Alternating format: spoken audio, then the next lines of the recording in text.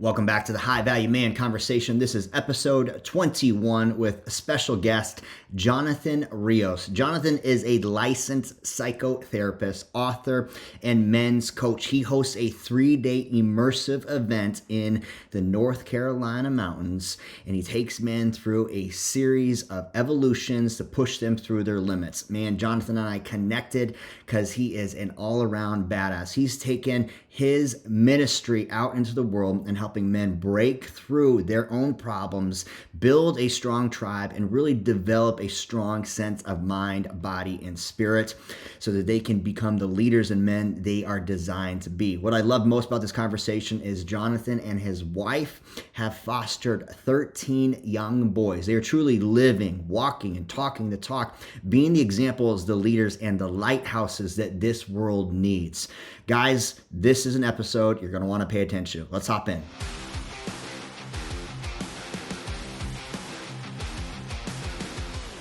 All right, Jonathan Rios, welcome to the show. Thanks for coming on, man. And guys, Jonathan is a man after my own heart. He is a leader of men, helping lead immersive experiences. Him and his lady are doing some real gangster shit.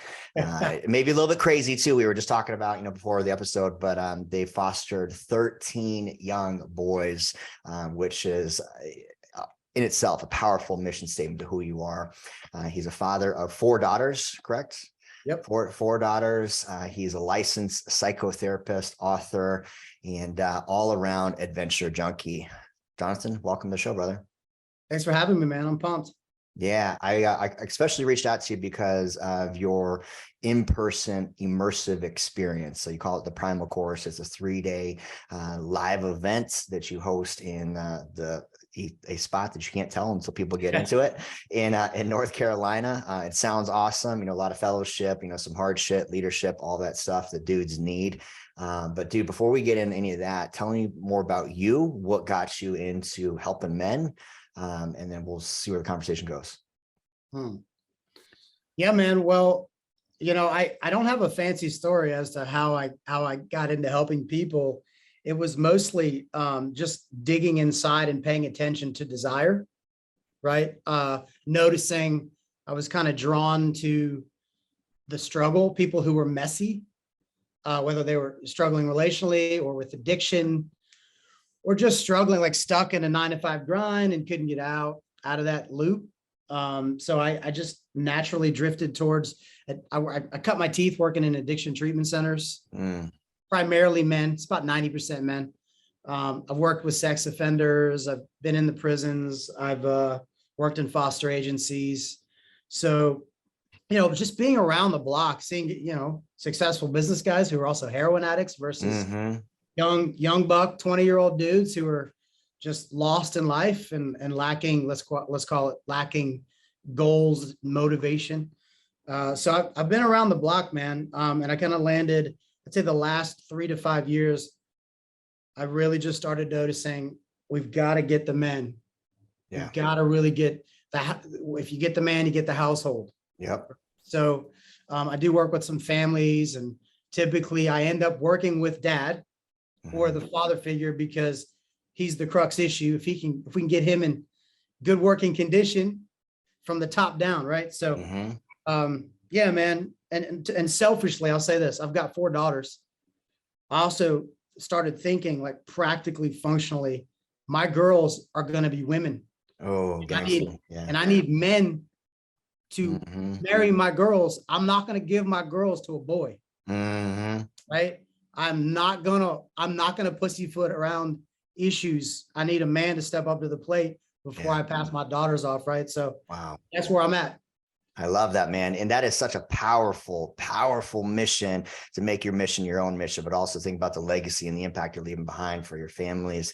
And so many guys, I think, just bury their head in the sand and think that, what, all I got to do is just survive through, being a parent through these impressionable years, and the kids go off and they wonder why they're making poor decisions. But dude, you're taking life by the reins. Like, you're like, I'm going to build better men for my 4 daughters because I'm not going to hand them off to some knucklehead. That's awesome, bro. I love that. I love that. Kind of out of necessity, right? Yeah. What's that adage?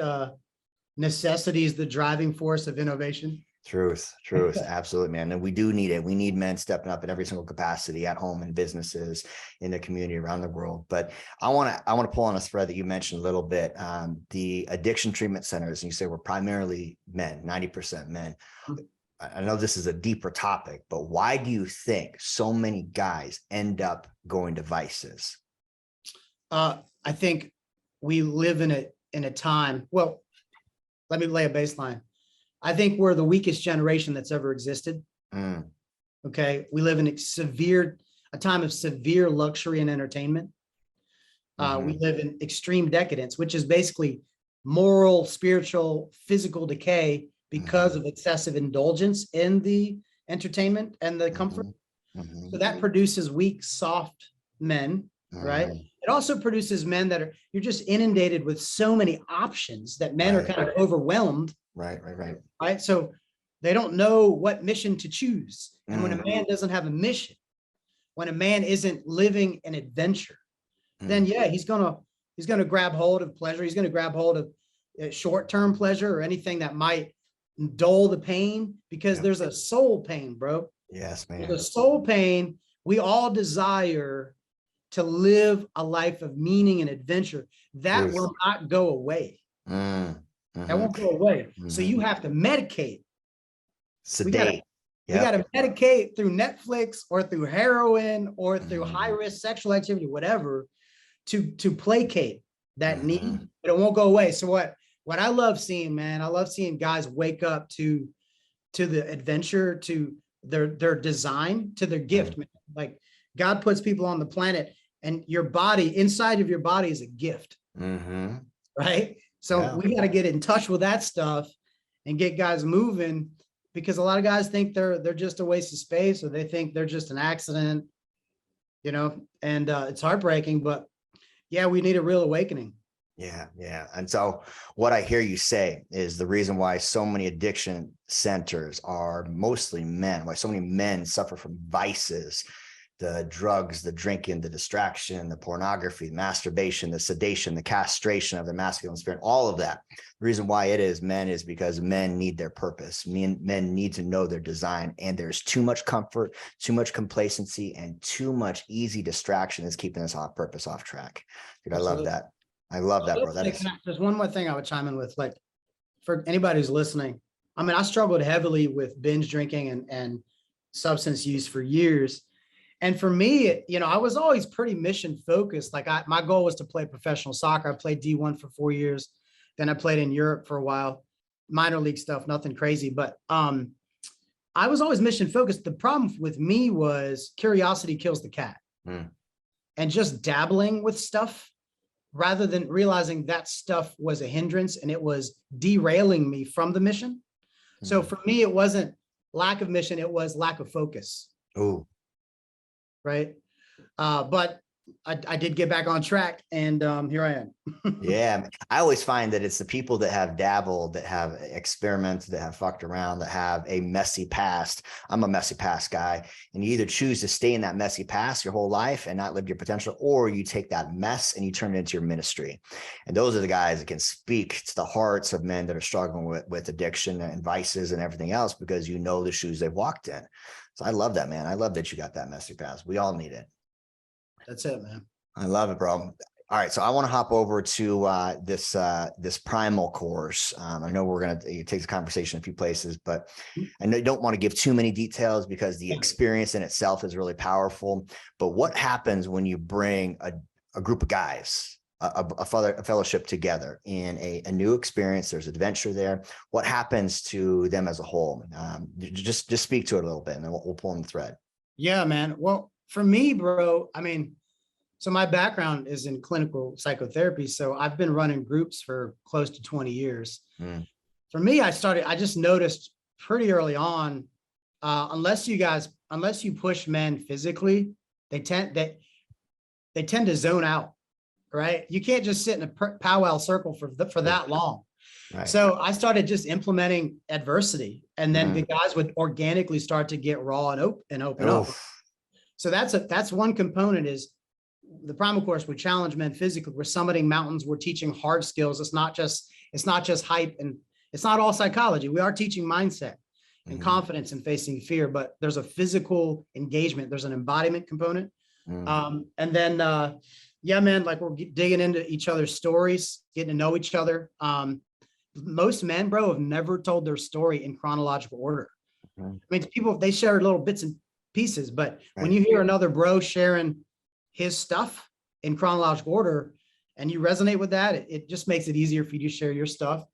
I also, for me, bro, like a big focus is I want, I don't know if you can relate to this, and it's a little bit laughable. I remember being a little kid, young guy, and I played for the Olympic development program and like a lot of quality players and quality coaches. But I remember looking at a lot of these other kids thinking they were so soft. I remember thinking, dude, you cut corners, like you don't do the full sprints and you don't try your best. And I remember as a little kid just going, we got to level up, man. What are we doing? You know? And I still have that. So I want to see when guys come to the primal course, I want to see guys take it to the next level. This is you versus you. This isn't you versus your brother. And I want to see them walk away with hard skills like basic bushcraft, fire starting, shelter building, stuff like that. But that the area we go to is so, the nature itself, the mountain summits are so intoxicating. It does something to your spirit. That's another piece, is the spiritual component. The way I treat people is body, soul, and spirit, right? So we got to deal with the body. We got to deal with the soul, which is like the mind and the emotions. And then we got to deal with the spirit. Like, are you connected to the creator in a deep, meaningful way? Are you connected to other people in a deep, meaningful way? If not, let's dig into that. Right. So yeah, that's the quick and dirty. I love that, man. And there's, once you really unpack that for men, the physicality is essential. Absolutely. We need physicality as men. It helps us develop our philosophy. We learn everything through the body. We really do. But body, soul, spirit. And then there's also this aspect, I imagine, and it probably leans into spirit, but this community. Men are tribal, right? We need brotherhood. We need a guy behind us, by the side, in front of us. We need that fellowship of other men. And so many men are suffering in silence. They are afraid to raise their hand. They're afraid to ask for help. They've got one relationship in their life. It's typically their wife or their girlfriend, and they have no other masculine relationships. And they wonder why they can't figure it out on their own. And I think what you're doing, that so many men's movements are popping up as well, is like they're bringing men back together. They're bringing men back together and guiding them. I love that, bro. Absolutely. That's powerful. Yeah, I mean, I don't know what your upbringing was like, but so my parents are still together, and my dad and I are still tight. My dad's an amazing father. Like, I can't critique him. He did a bang up job. He nailed it.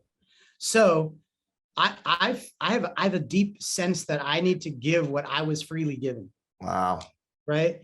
And not most dudes, like in America currently, 1 in 4 homes are without a biological father.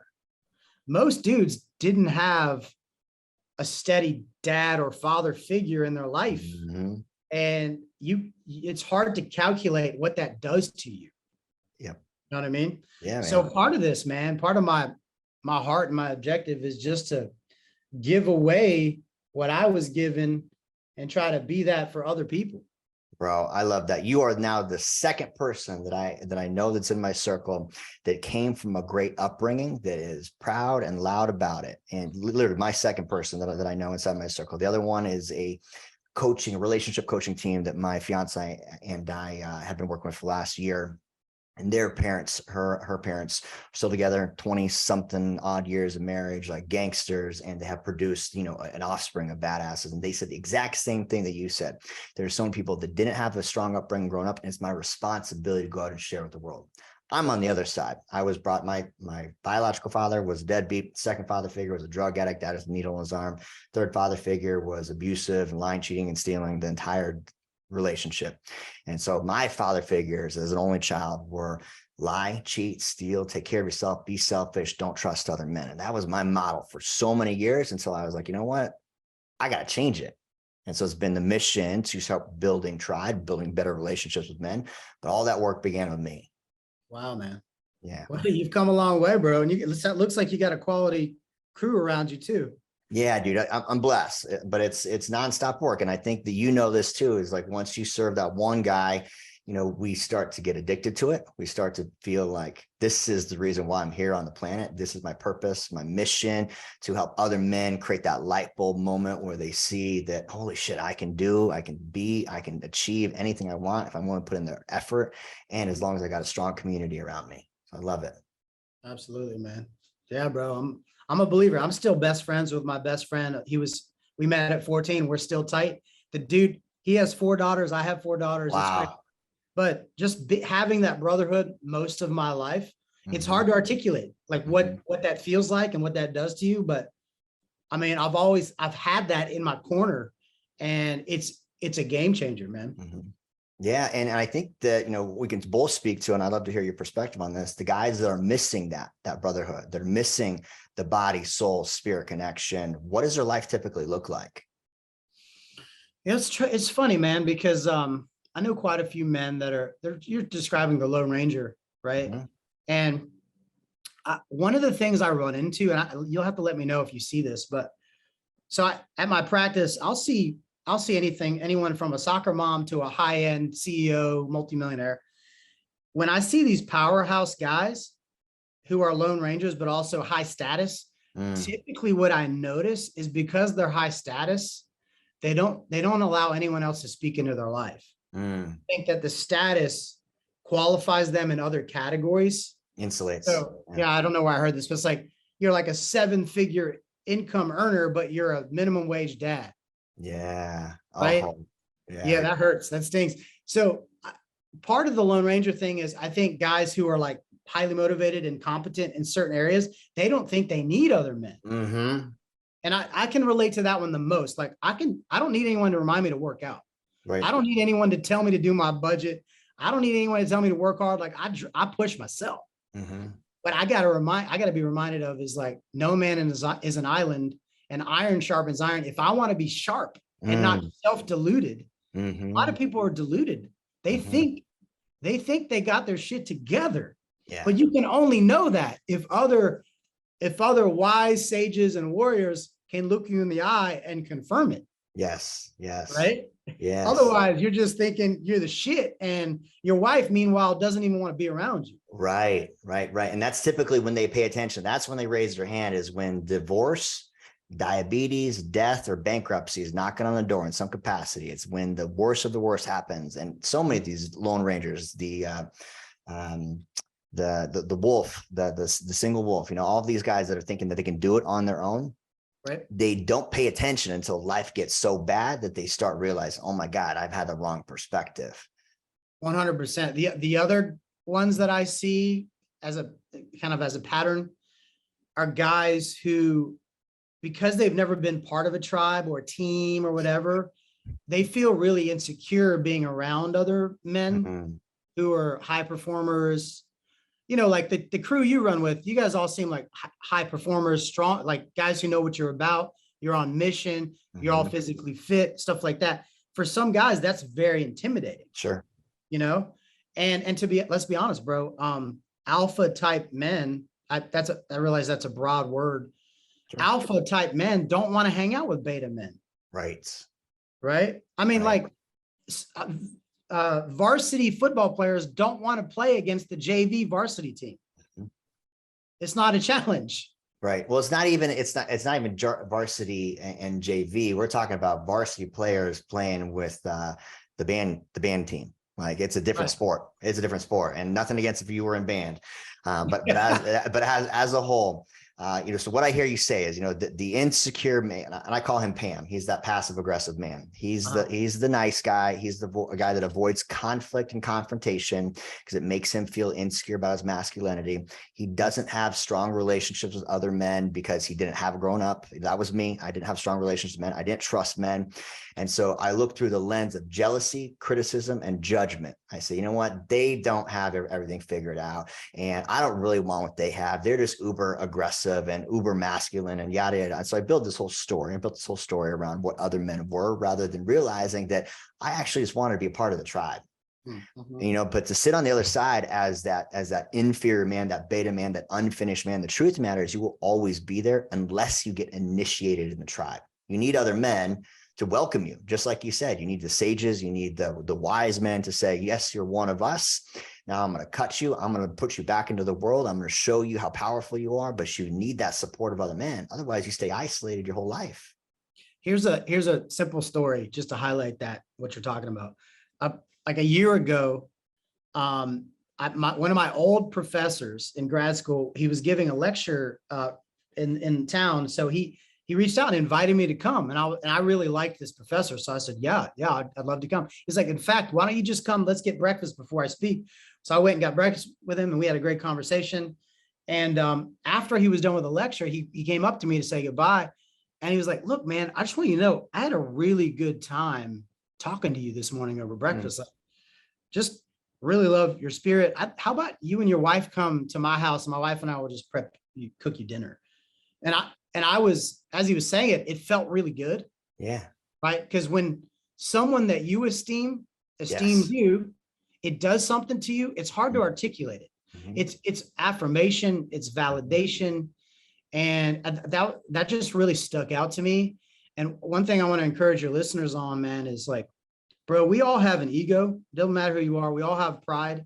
Mm-hmm. And if we want to grow, we have to subject ourselves to events or circumstances or other people that can teach us something. And we have to be humble enough to know we have to stay like childlike in our spirit to a degree. And go, man, like the learning thing never ends. And if I don't know it, I can learn it if I'll humble myself and subject myself to the learning process, which can be really tough, especially if you're competitive like I am, or you're a high performer. It's like, bro, I could do that already. But the humility piece, man, that's a game changer. I love that, man. No, I call it the white belt mindset. The white belt mindset is you realize every time you're stepping on the mat, you are a white belt. There's someone bigger, badder, and more nasty than you. One of the biggest blessings my mom did for me, she put me in martial arts at a young age. And so I've always had an opportunity to learn, to be the student. And I've been a teacher in many aspects, but I'm always a student because there's always someone who's way more gangster than me that will wrap me up, kick me in the face, all that, right? Yeah. And I think as men, especially as we age into different areas, and just like you said, if you are that 7-figure earner, you stop stepping on the mat. You stop stepping in the areas that will challenge you. You stop saying yes to new adventures and stretches because you're like, you know what? I don't want to be a white belt again. I don't want to go back to the bottom of, modesty and courtesy. And I've built such a powerhouse over here. Why would I need to start at the beginning? But the truth of the matter is if we're always that white belt, we're always learning. We always get an opportunity to create that community, which is essential for us guys. And it makes it more fun along the process. Yeah, as you're saying that, Aaron, it made me think, just going back to like 2 minutes ago, I don't want your guys to mishear this. When me saying alphas don't want to hang out with betas, I want you to hear this really clearly. Alphas would love to have you if you're teachable. They would love it if you're like, bro, yeah, I'd be willing to learn from you. I'd be willing to humble myself, and they'd welcome you into the squad, man. Yep. And then you. But you got to earn your seat at the table. Earn your seat at the table. You got to be tested, and then like respect isn't a handout. Yes, you earn it. Yep. Earn it. So there is a way forward. So don't be thrown off by, well, alphas don't want to. No, it's like, yo, we want you to be part of the team, but can you exert effort like we are doing it? Yep. 100%. Yeah. Because the thing about an alpha, if you look at how wolf pack is run, that alpha seat is challenged every day. And so the alphas aren't alpha just by seniority. They're alphas because they fight for it. And the truth matter is all the other baby wolves, as they're working up in the pack, they are challenging that position. So to be in a true tribal community, everyone needs to be challenging the next seat, and the challenge creates that iron sharpening iron where everybody's getting better. But I love pouring into people. The reason I'm doing the work that I'm doing is because I know what it felt like to feel so passive with everything, to feel like nobody was looking out, to feel like the beta, and to have the net effect of that, feel like I was showing up like a beta in my relationships and making money in every single aspect of life, because I was jealous, insecure, I was judgmental, I was critical of all the other men that I thought had it figured out. When the truth of the matter is I just wasn't stepping into the mat. Yeah, man. I'm curious for you, what was there like a big tipping point, or was it more just a slow process where you kind of realized that? Yeah, slow burn, slow burn of seeing every one of my father figures that I despised. I've done significant growing since then. I love them all, forgive them all. I'm grateful for all the lessons they've learned. But there was a season right around 29. I say the light bulb came on at 29, and then I threw a couple towels over it between 29 and 30. But then it started to make sense over like 31. The light bulb came on. I kept seeing my same father figures in the mirror. It'd be a weekend bender, Saturday, Sundays, Monday morning, feeling like depressed and hungover and exhausted and fatigued and ruining relationships, lying, cheating, manipulating, doing all the shitty shit that I was taught, and then feeling like it was everyone else's fault, pointing the finger. And I was like, you know what? This is stupid. Like, it's me in the mirror that is the cause of my problem. And so it's very slow dimmer switch. A couple books came into my life that opened my eyes. One, Emotional Intelligence 2.0, and Dr. Glover's No More Mr. Nice Guy. Those two books were like, holy shit, I'm the source of all my problems. I better get to work. And then from there, it's just been slowly, building. That's awesome, man. I saw you just went and did that workshop. Yeah. Have you read his book? I've thumbed through it. No, but I know it. I know of it. Yeah. So he's marriage and family therapist. Been in the space where I wrote that book 25 years ago. When I first read it, I thought that he was like following me around somehow, or read all my mail. I was like, this dude like knows everything about the problem. He described this nice guy syndrome where so many men are raised by women because men have stopped stepping up, like what you and your wife are doing, like fostering young men. The reason why there's 13 teenage boys that need to be fostered is because there's 13 fathers that didn't step up in the same capacity you did. And maybe there's something else, but the truth matters, guys have not been stepping up the way they need to in the last 50 years. Mm-hmm. Yeah. I was talking to a buddy the other day. He kind of studies, he's a historical buff, and he highlighted something to me. He said, after World War I, World War II, we lost something like 35 million quality men. Wow. Right? Just on both sides. So what you're looking at now, the next generation is just trying to figure it out. Right. And then generation, and then generation, and then right. Like everybody's just trying to figure it out, because you wipe the planet of all these quality men, all these warriors, these sages. Right? So perhaps we're dealing with the after effects, but because we're in it, it just feels normal. Right. Just kind of, you stand in a sewage long enough, you forget it smells. Yeah. True. Right. So yeah, man, I think you and I are on the same page as far as we're going, whoa, hold on a second. It's not supposed to be like this. It's not supposed to be like this. Something's not working. We got to try to fix this. But yeah, man. And to be fair, bro, I believe God is in favor of family and in favor of human development, and is in favor of the fatherless, and he will be a father to the fatherless. But that's got to look like something. And God uses people as conduits to establish his ways on the earth. So we get to be a part of that. Absolutely, man. Absolutely. And I this is a deeper conversation that we can definitely, expand into maybe at another point. But, I believe that men are called to be that direct communication in line with God. I believe that as it's biblically laid out, like we are designed first in line to receive that message, to receive that connection, to receive the establishment for how our household, our kingdom is supposed to look. And if we don't tap into your formula is beautiful, the body, the soul, and the spirit, we don't get those downloads. And if we don't get those downloads, we feel like we're living off purpose. And it is no wonder that our wife, our work, our women, our kids are all also off purpose. We are the ones for it. Yeah, man. There's a lot to learn, bro. I'm a lifetime learner. I'm like still trying to, just figure some of that stuff out myself. Yeah, man. Let me ask you a question. I thought about this is so you got 13 young men that you fostered, powerful movement. What are some of the lessons that you teach these boys, as they're staying with you, just little takeaways, and I guess in comparison to this, maybe lessons you teach your daughters, because you got your daughters and we want to train our women, teach our women in such a way that they grow into the world and be, phenomenal examples of love and leadership. But the boys need a different type of teaching. And so what does it look like between those two? Yeah, well, let me just clarify. So we fostered, and then once they became of age, then they they were able to kind of move out and go to college or go into the military or whatever. So we're no longer fostering. Now we just have our 4 daughters. But I actually do all the clinical trainings for the foster agency in town. And I was actually training them today. So we're still connected. But as far as the boys, we never fostered females, but the way I handled the boys, it was kind of trial by fire, right? Like I'd never fostered before. So I just had the model that my dad gave me, right? Which was, we're not passive aggressive. We say what we mean. We say what we think, look each other in the eye. We give respect. We earn respect. Now I'll give you guys a story. I learned very quickly, boys really do operate like a wolf pack, like you were saying. And when they would come into the house, these jokers were big, bro. These were like, you know, 300-pound man babies, right? Oh man. And I'm not a huge guy, but my brother-in-law is a jiu-jitsu instructor. So he started working with me because I was like, I'm gonna die, bro. These kids, because guess what? All these guys were neglected, abused in the bin. So, and I'm now the authority figure. So who do they want to kill? They want to kill me because I'm now the dad figure. Right. So I say something like, hey, bro, could you clean your room? And they blow up on me. Yeah. You know, like I'm intruding on their territory.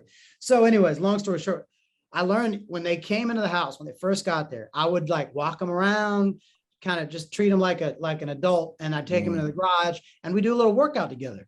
And with a little Muay Thai bag and had some jiu-jitsu mats and I would wrestle with them a little bit and I would tap them. Okay. In a controlled fashion. Sure. And just kind of letting them know, hey, bro, like Wolfpack. I will break you if you go too far. I love it. But I respect you, and we're gonna be controlled in this house. We're not gonna be out of control. Yes. Right. So right at the gate, that was the message, and never had problems. There was an instance one time where a neighborhood kid came over, and it was dinner time, and I said, all right, boys, we're gonna do dinner, and I asked this kid to leave, and he acted like he didn't hear me. And I was like, oh, maybe he didn't hear me. So I said, hey, bro, hey, let's call him Jimmy. I said, Jimmy, hey, buddy, we're doing family dinner. It's time for you to go. We'll see you tomorrow. And then he looked me in the eye and still neglected to respond. And then I got up out of my chair and he started like kind of taunting me. Okay. Right. So that now think of the team. There's like my wife, my baby, 7 fostered teenage boys, and then this neighborhood kid. So I got up out of my chair in a controlled manner. I wasn't yelling. I kind of walked around the other side. He started running for the door as if like he wanted to play cat and mouse or something. I just in a controlled fashion, took him to the ground, pinned him, held him there. And I said, hey man, that's not cool. When you're ready to apologize, I will let you up and then we're good. But I do need you to apologize to your boys because that was disrespectful. And he apologized. We shook hands. I let him go. I never had another incident after that. And my point is this: boys need a king. Boys need someone to lay the law in a controlled, not a tyrannical fashion, but a controlled, respectful fashion, forceful if necessary. And then they feel safe. Yes. They feel secure. Okay, because like we know the rules and we know what's not allowed, we know what's allowed, we know who makes the decisions, and they felt secure. And that was a big issue. A lot of these kids, you know, they were being starved on the streets or had kids getting cigarettes burned out on them, and you know, sexual abuse, stuff like that. They'd come into the house and they felt anything but safe and secure. Sure. So my job was to just go, yo, in my house, you will always have food. No one's gonna beat you. We won't be out of control and ridiculously aggressive. We'll be self-controlled. And so I'd say we had some success because I still mentor some of those guys. They're now 23 years old. They still check in. I mean, to be fair, some of those guys went to prison.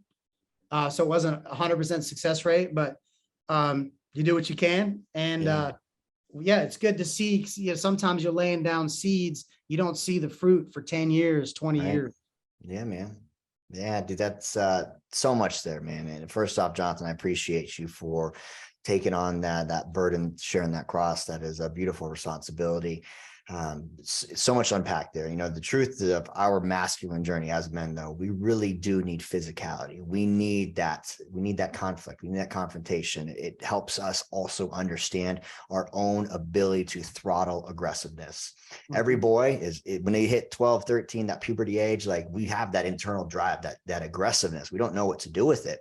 And if we're not shown healthy ways to dissipate the anger, the aggression, the frustration, the irritation, the rage that comes inside, it ends up bottling up until they're 20, 30, 40, 50 years old, and they blow up on somebody. That's where the vices, the drinking, the physical, mental abuse that happened to them, those perpetrated, now they become the perpetrator, and creates even a worse cycle. So man, I have so much respect for being able to be healthily assertive with those young men, because that's what we need. We need that healthy masculine touch. Yeah. I feel like I'm supposed to say this too. You know, I don't know like what your age bracket audience is, but there's a lot of men out there that, and I can relate to this, when they hear things like, yo, you need to like love your wife, love your kids, love other men, it feels like weakness. Because love can, and nowadays it can sound so effeminate, like it's like it's the hot emotion thing. Yeah. And I'll tell you what, most days I did not feel like loving those boys. Sure. Because they were rude. They were rude and disrespectful. Love, listen to me, love is primarily action. It is not primarily hot emotion. So Truth. love, patience, you can be patient and still want to strangle someone. You can be a self-controlled savage gentleman, right? You can love your wife even when she's annoying you, and you treat her with honor, dignity, and respect. Yes. Because let's be honest, a lot of times we're the issue. It's our moods. We're irritable. We woke up on the wrong side of the bed. We can still choose to be loving to people who aren't returning that love, because love isn't a hot emotion. It's action. It's a verb. So I used to feel guilty about that. I'm like, man, I don't love people. And it threw me off for a loop. I'm like, dude, you know, empathy is not like my first go-to. I don't know if you could tell, but I generally, it takes work for me to feel empathy for people. A lot of guys. For a lot of guys. Yeah. When I started understanding God doesn't need me to have a hot emotion for people. He needs me to have action, quality action towards them. Right. And oftentimes, if you have the quality action towards them, your moods towards them might shift too. Right. And the truth that I was shared a metaphor from the masculine and the feminine perspective. You know, masculine is the source of love. It is the doer. And the visual that they guided was that the sun is masculine. The sun does. The sun gives its light, its radiance. It is always its penetrating force. It is giving heat and warmth. The earth is the feminine. It is receiving. It is the conduit for so much. It is the creation. But even on a stormy, cloudy, violent, stormy day on the earth, the sun's still shining. The sun is giving the action of love. It is consistently giving that warmth, even though it may feel like a cloudy day. And I got that. It was such a good reminder that as man, I am the source of love. I'm the source of love. It is the action, it is the doing, it is the giving, even when it is a violent storm right in front of me and I don't feel like it. Right? Yeah, but I wish I could inject people with that hot, fuzzy, warm emotion thing, but I don't think it exists. I mean, I think emotions, you can't control them. Yeah. You can't control them. What you can control is your actions. Truth. Imagine, I want to pull back to your course, man. A lot of your conversation with these guys is to help them identify emotions and actions as they are climbing and summiting mountain, dealing with conflict with other men, building this new community, as you're working through this this body, soul, spirits out in nature. How do you help guys differentiate between actions they need to do and the emotions of life? Yeah. Well, emotions are funny, man, because a quality definition for emotions would be emotions are biologically hardwired signals and impulses. They're not thoughts. They're different. Now they interact, but like when you say something like I'm sad, okay, like you feel that in your body. There's like teardrops and there's tightness in your chest, or there's tightness in your neck, or there's a gut issue, right? those are emotions. They're physiologically attached, right? So sometimes working with men, it's about helping them get into the body a bit and outside of logic and reason, and getting in touch with what's in the heart, which can be difficult because most of us are used to setting that stuff on a shelf. Sure. Emotionally And constipated. there's a time for that, right? Like in battle, you don't want to be breaking down. You want to be stoic. But there's a time to take stuff off the shelf and deal with it, right? Deal with your anger, deal with your resentment, deal with your fear. That's one of the things that we really try to tackle in the primal course. Is I have a whole class on facing fear and what that looks like in the body and how we go about doing that strategically. I think fear and anxiety cripple so many men, and they don't even realize it. They call it something else. Right. So that's a piece to the puzzle. I have noticed when you shake, you've seen this, I'm sure, at the Modern Day Night project, but when you shake the body, it's like a snow globe. You shake the body, stuff comes up, man. Yep. Stuff comes up. Stuff you didn't, that was maybe subconscious. And then you deal with it. You know, like you deal with it as it comes. If it's messy, it's messy.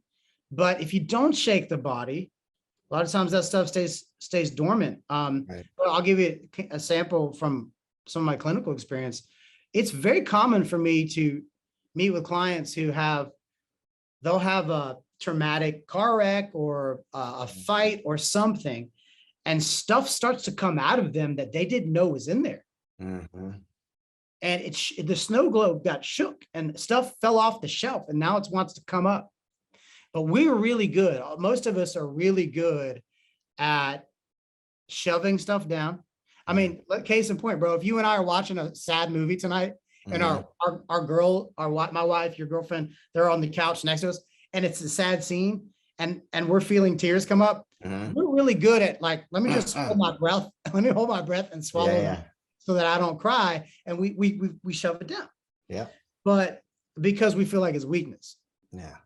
Right. What if we got better at not being a loose cannon and always letting our emotions rip, but doing it in a calculated, strategic way? Then you're balanced. Then you can be healthy. You're not, let's say, it's kind of like, think of this analogy. Think of someone who is constipated, right?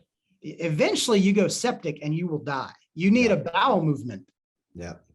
Right. Well, emotions, they can get clogged and we need to release the pressure. And that can happen in different ways. But these men's experiences, haven't been to yours, but I'll bet you're seeing a lot of that, the shaking happening. Yes. And then you're having, it's an environment where you've got instructors and other men who can like be there with you during that. And you bond, man. You bond when you see each other's stuff. Truth, man. Truth. Yeah, no, the bonding is the best part of any type of immersive experience with men. Yeah, shaking the snow globe. I love that. So our project is 75 hours, and 40 hours in, after they've been sleep deprived, hungry, they've been yelled at by the Navy SEAL and the Marine. We've taken away all comfort.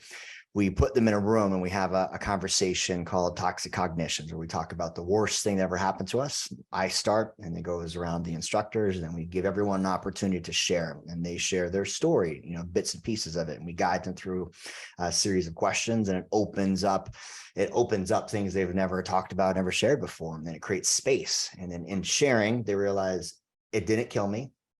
I relate to the other men in the room who have similar stories, and I no longer feel like I'm alone and isolated.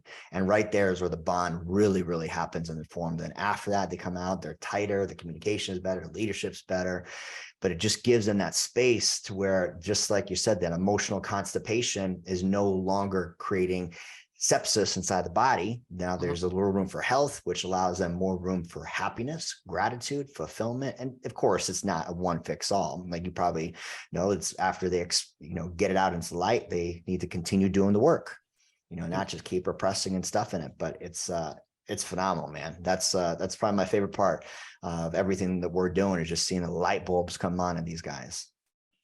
I don't totally understand this, but there is, emotions and spirit and soul, that's energy, bro. When you're if your listeners will relate to this, if you've ever sat next to someone who is really anxious, you can feel it on them. Yeah, true. You walk away, you're like, oh man, I feel that. Shake it Well, off. Yeah. yeah, that's energy. But Yeah. you are in a immersive experience and you're raw and you're feeling your brother in that way. And it affects you, man. It's hard to articulate. Like, I never want to leave after the training's done. I'm a bit like I have all kinds of emotions afterwards because it's an emotional, intense encounter, Right. It's hard to describe, but it's like, almost like a purging, right? And a kind of a fresh start. So this primal course is different than what you guys are doing, but there's a similar effect to a degree. Sure. I love that, man. John, I think we could probably wrap on this all day, get deeper into the weeds. This has been a beautiful conversation. Thank you for the work you're doing. I'm grateful for you, for this conversation, for this new friendship and relationship. Where can guys learn more about you and the primal course if it sounds like something they want to do? Yeah, absolutely. Well, I'm on Instagram primarily. It's Primal Virtues. This is the handle. My website is thrive.co. It's spelled THRIIV.co. And you can get to me through those avenues. Other than that, you can just stop by Jupiter, Florida. That's where I live. And if you've got the ingenuity, you can track down my house and find me. I'll be here. I love it. I love it. Open invite to any savage man out there. I may not let you in the door, but at least you found me.